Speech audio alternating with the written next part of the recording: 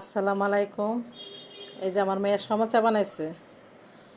আম্মু সমোসা না দাও, সিঙ্গারা না দাও। এরাই তো সিঙ্গারা আর সমোসা পামু কই। আমি কি তুই বানাগা এখন পুরি বেচে, আলুর চপ বেচে, বেগুনি বেচে, ওখানে সমোসাও নাই, সিঙ্গারাও নাই। তুই ঘরে বানা।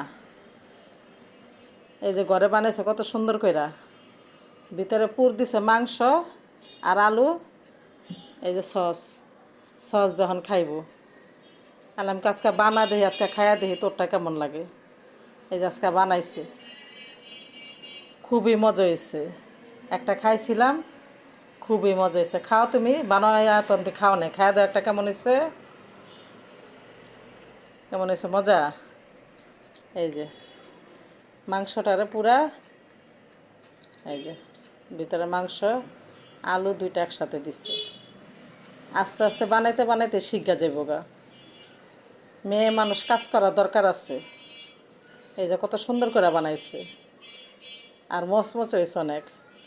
ভিডিওটা যদি ভালো লাগে লাইক করবেন, কমেন্ট করবেন, শেয়ার করবেন।